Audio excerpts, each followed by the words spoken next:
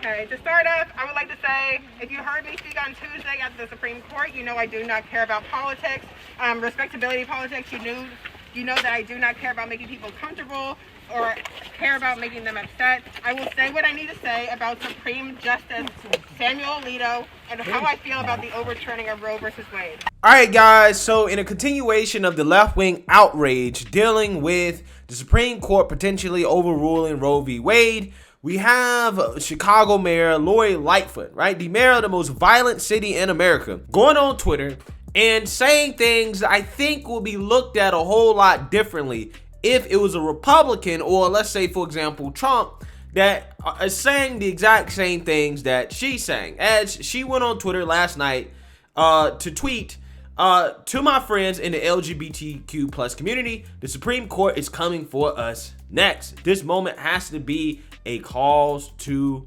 arms. She says, we will not surrender our rights without a fight to victory. Now, I found this to be fascinating because she says, again, this moment has to be a call to arms.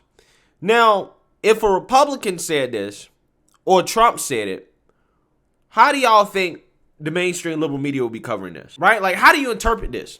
Because when I first read it, I read it as, is this woman calling for violence? Is she calling for her supporters to pick up weapons and to potentially, take matters into their own hands because they don't like the decision that allegedly is coming down from the Supreme Court? Because that's what it sounds like. That's the way I can interpret it. Now, again, Trump got impeached for saying something like, I don't know, fight like hell or something like that. Okay, he got impeached for that. Lori Lightfoot, on the other hand, can say this moment has to be a call to arms, right? A call to arms. But nobody's going to question it and say, wait, is she calling for violence? Especially during a time in which we have pro-life offices that, again, set on fire.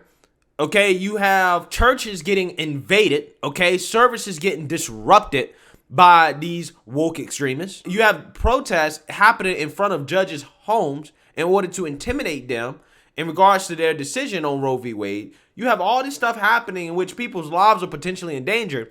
And this mayor of the most violent city in America, by the way, comes out here and issues a statement in which he said this moment has to be a call to arms. So again, I wonder if the mainstream liberal media are going to call her out here and say, hey, you know what? You're going a little bit too far with your political rhetoric here, right? This sounds like violence. I highly doubt it. I wouldn't hold my breath. So with that being said, like I told you guys, these protesters are still protesting in full force here. In fact, they have shown up to Samuel Alito's house as promised, and I'm actually going to show you guys some of the footage of that so you guys can see that protest. Take a look. When abortion rights are under attack, what do we do? Stand up, fight back. When abortion rights are under attack, what do we do? Stand up, fight back. When abortion rights are under attack, what do we do?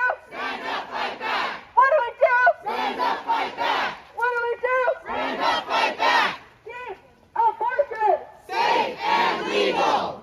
Keep abortion safe and legal. Oh, fuck you, Alito. How dare you? How dare you? Abort the court! Abort the court! Abort the court! Abort the court! Abort the court! Abort the court! Abort the court! Yeah, so as you can see there, guys, they showed up to Samuel Alito's house. And although I don't think he was there, what is noticeably absent from that protest is law enforcement, police, okay, which has brought up a whole lot of questions about what the hell is Governor Glenn Youngkin doing, right? The Republican governor of the Commonwealth of Virginia, right? As he went out here and he tweeted, he said, we have been coordinating with Fairfax PD and federal authorities to ensure there isn't violence. Virginia State Police work closely monitoring, fully coordinated with Fairfax County and near the protest. So here's the thing, right? Because Glenn Youngkin has come under criticism for the fact that he's even allowing these protesters to protest outside of Alito's home in the first place, which I think is valid criticism, right? Because what they're doing is illegal. Now, I understand that Alito is not there, okay? But the intent is to intimidate a judge into changing his opinion, right? Which again is illegal, right? It's in violation of federal law. So my question is that why isn't Glenn Youngkin being tougher on these protesters and either arresting some of these people, okay? Which, hey, you know what? Look, again, they're trying to intimidate judges here, guys, right? Either that, or why would you even allow them to get into the neighborhood in the first place? Why would you even allow them to get to his house in the first place? Why are police out there dispersing this protest and saying that this protest is illegal? Because it is. Now, we can sit here and talk about free speech all you want to, right? Which, again, I'm an avid believer in free speech. However, this is illegal. You cannot protest outside of a judge's home and try to intimidate them into changing their decision. That is literally an attack on democracy, right? That's what they're trying to do. So again, Glenn Youngkin here, in my opinion, is dropping the ball because you got to get tough on these people. It seems like we only have one Republican governor in this country that is willing to be tough on these woke revolutionaries, and that is Ron DeSantis. Right? All these other governors, they're worried about being liked. Okay? They're worried about not rocking the boat and not getting on the bad side of the Democrat Party. Right? So they let these woke revolutionaries get away with doing something that is going to hurt this country. Right? That's setting a dangerous precedent. The left want to talk about precedents. What about the precedents of allowing the mob to intimidate judges in this country? Right? What about that precedent? Because that's a precedent that we're setting right now, that this is okay.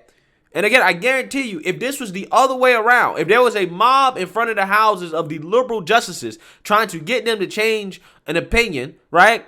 I guarantee you, the Democrats would be going crazy, right? They would be pulling their hair out in response to this. But because it's left-wing protesters, again, it's silence.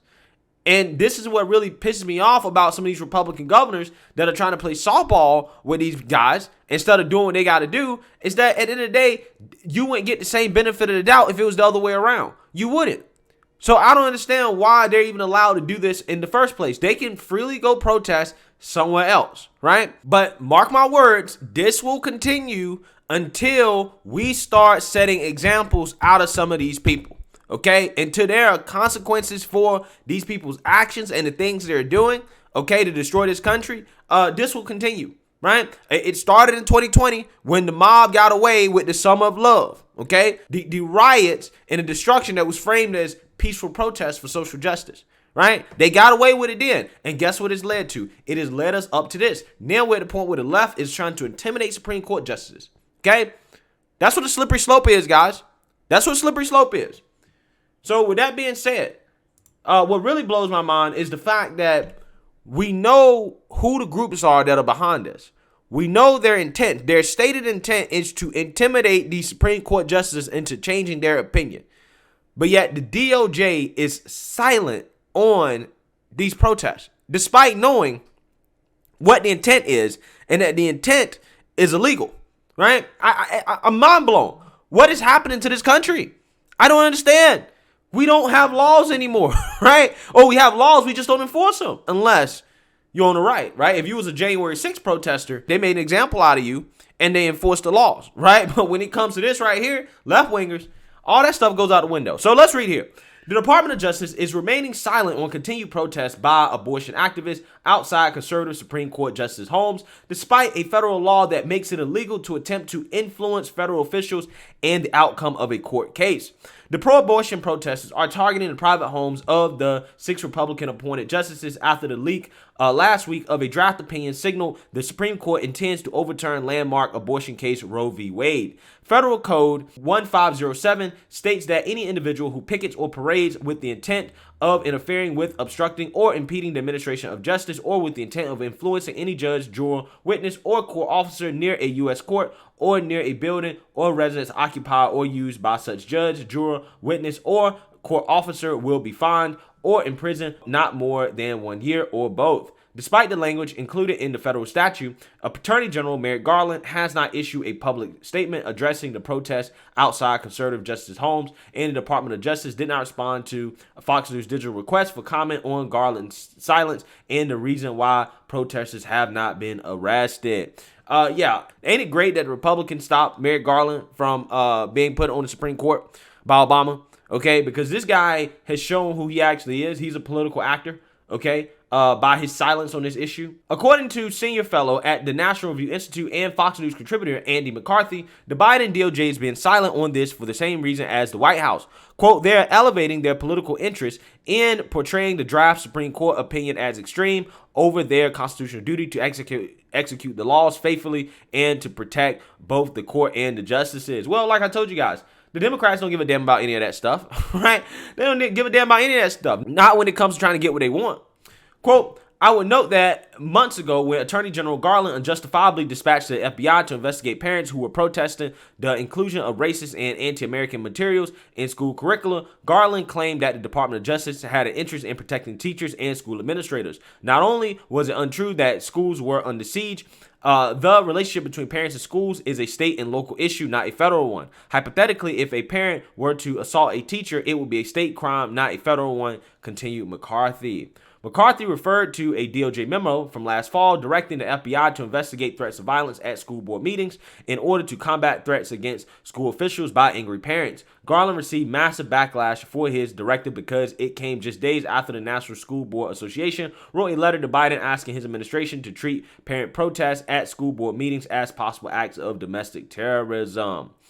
Quote, by contrast, the protection of the Supreme Court as an institution and of the justice's security are patently federal matters over the federal law enforcement has clear jurisdiction. It is inexcusable that the Justice Department is so silent and passive now when it was loud and active over a manufactured controversy as to which it had no jurisdiction, McCarthy told Fox News Digital. Ding, ding, ding, ding, ding. He's absolutely right. The Biden administration cares more about protesting parents, right? Parents protest at local school board meetings, an issue that the federal government has nothing to do with, by the way.